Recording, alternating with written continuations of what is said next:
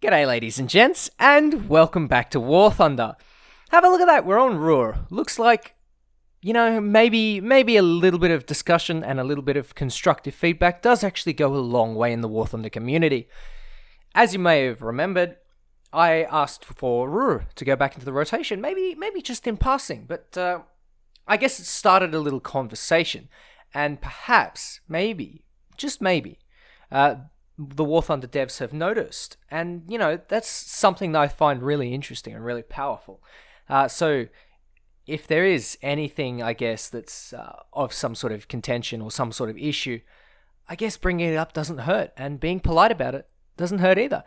But we're not here to talk about Ruhr today. We're here to talk about Nigel. That's right, we're in the Mosquito. And Mr. Nigel there is making me feel all happy inside. I get to fly with Nigel on Ruhr in a Mozzie. I can't be happier. And this game goes extremely well. So, first thing to know about Ruhr. It is probably one of the most balanced maps in the entire game, without question. The Americans get little pillboxes and stuff off to the sides. They also get them in clusters, right? So, if you want to go and strafe some ground targets and you want to go and take out some pillboxes, you can do so with a little bit of privacy, if you will. And so it's really, really good for ground pounders. And that is one thing that I personally approve of a lot. There are no issues with the ticket bleed. It's not too fast. It's not too slow. Everyone gets the right amount of tickets and they bleed pretty consistently. And the Germans get some nice tanks. And they get to, shoot up tank columns, which is their speciality. The Americans are really good with their HVARs and their bombs, whereas the Germans seem to have they have their good gun cast and their good rocket cast, which means that they can hit stuff like medium tanks very, very easily. And so overall, it's a really balanced map. Not only that, but there is no one with an air spawn where the others don't get it. And something really important, there are forward-facing airfields, or forward airfields, I would rather say, which means that if you want, you can risk it a little bit and go for some light AA cover and repair and rearm without having to go all the way back to base. This map is the perfect map. Not only that, but it's gorgeous. It's absolutely gorgeous. The greenery, the trees, the factories, the buildings, the river, everything about Ruhr is absolutely perfect. And I'm so glad that it's back. It's put me in such a good mood. And since we're in the Mosquito, we get an air spawn. So everyone gets a nice little air spawn, and we are climbing very, very aggressively. So, Mosquito. Let's talk about the Mosquito.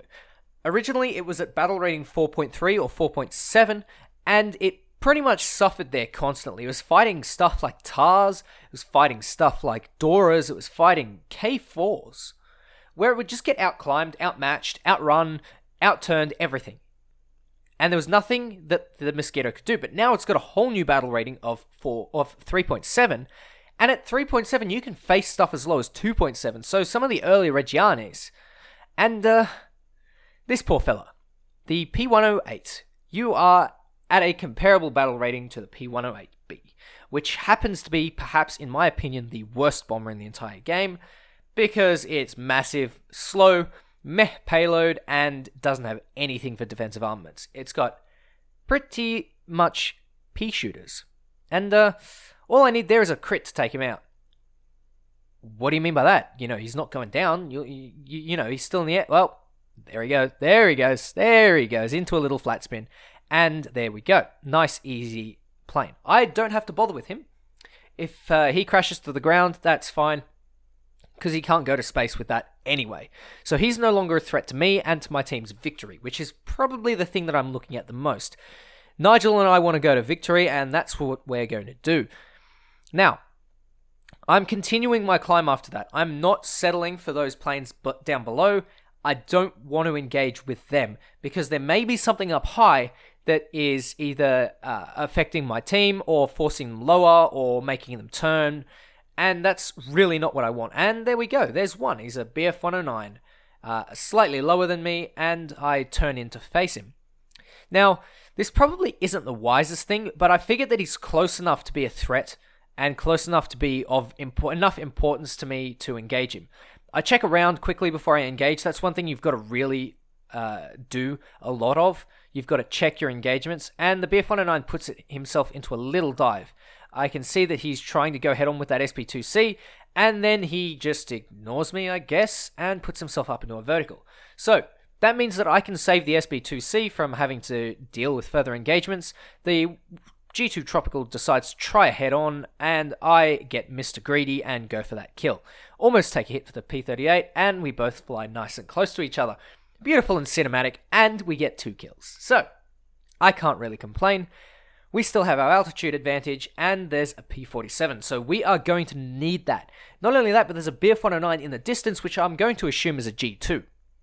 Now, in my opinion, the G2 Tropical is a lot more dangerous than the G6 because the G6 is a bit heavier, and a lot of people tend to use it more as a turn fighter, so I'm not really worried. Anyway, I go for a shot on that P-47, but let's not talk about that. That's a bit terrible.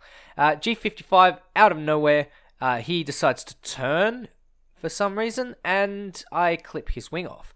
I thought he was going to go head on with me, and I was going to take it. I probably shouldn't have taken that, but not to worry, because we've got plenty of allies around, and I guess the allies were occupying that G55 just enough for me to get a third kill in. But it's no time to rest on our laurels, because we've got a BF-109 up high, and we've also got a P-47 tailing us.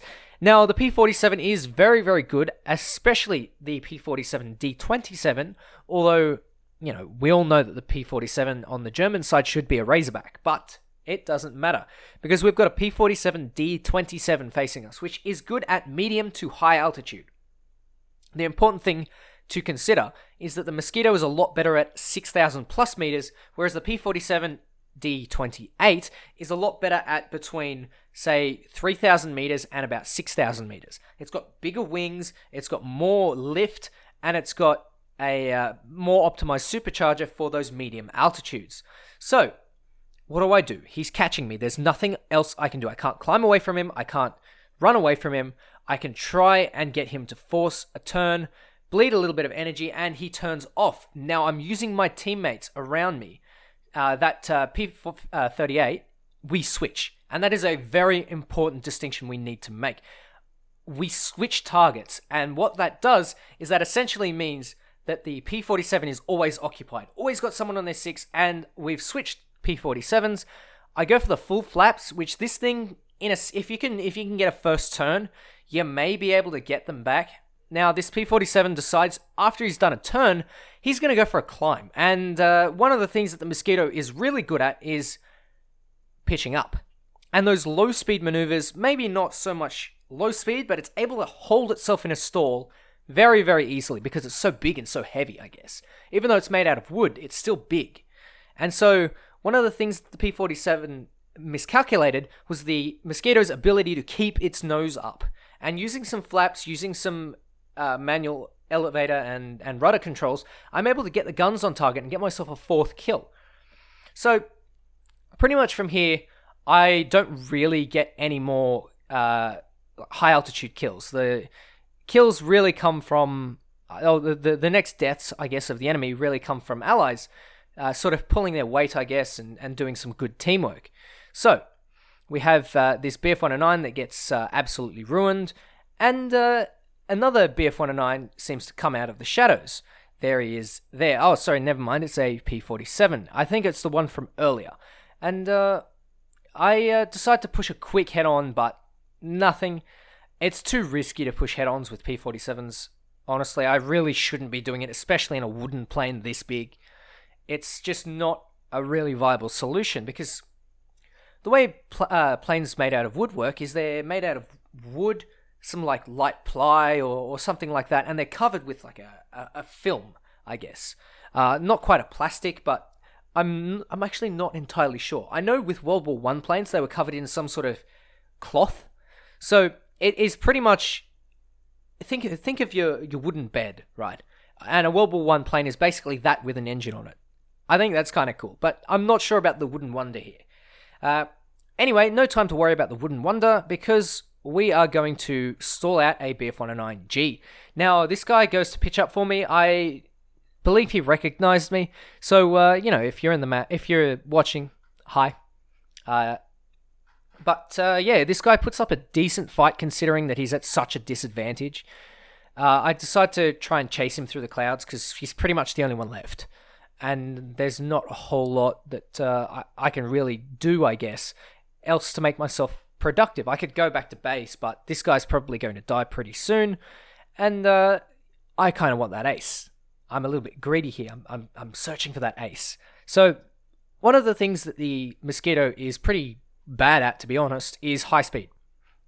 For the size of the plane, it does not reach a terribly high speed in a dive. And that tends to wear you out a little bit. It's not terribly great. So you can see me here. I pop an Avenger order so I can spot him, and the plane automatically, because of the way the game works, automatically pitches the plane back up. So I roll it over. I've got that Avenger now, so I know that he's spotted. I know that he's out there, and I know exactly where he is. So I'm not going to get jumped in the clouds, and I can jump him. Now, this guy has gone to pretty much 1,000 meters, and I'm actually able to catch him in a dive because he's come out of some maneuvers. Now, this is one of the things that the Mosquito works well with. If you've got support planes slowing enemies down for you, any twin-engine fighter, in fact, P-61, I might actually have to do a video on the P-61. P-61, Mosquito, Dornier 335, F-7F Tiger Cat, Ki-83, anything. Any heavy fighter that you look at that relies on high-speed maneuvers and high-altitude fighting tends to work really well with lighter fighters, which is why I find it criminal that the Mosquito is so underused. The Mosquito, honestly, you could potentially use that with Spitfires and Typhoons, and you can have a really fun time because the Mosquito just climbs well, and it is reasonably quick, reasonably good energy retention, reasonably good maneuverability. It's got a little bit of everything, really. It's great. It's a great British fighter. And it's a shame that people don't use it with anything else, like another Spitfire or something. There are plenty of good planes out there for you to use it with. And as you can see, the guns do absolute wonders because they're not wing-mounted. They're nose-mounted guns. And for me, especially, I love those guns nice, closely packed together, which means you can concentrate your firepower, especially over long distances, and get some work done. As you can see there, a nice ace, plenty of smoke to celebrate, and back on Ruhr with Nigel, ace game. I couldn't be happier, honestly. It's just something about the Ruhr that brings back so many memories, and it's just absolutely amazing to play on Ruhr. I don't know what it is. Is it the charm? Is it the balance? It's fun, and I think I can't wait to play more matches on Ruhr. Best map in game, no questions asked. Anyway, ladies and gents, that was the Mosquito. And we got a nice bit of RP for that too, with 100k RP, 100k Lions. So, ladies and gents, that's Nigel. And Nigel is looking great on Ruhr. Anyway, ladies and gents, take care. And I'll catch you next time. Enjoy. If you watched it to the end of this video, please spam. Nigel is the best in the world. See you guys.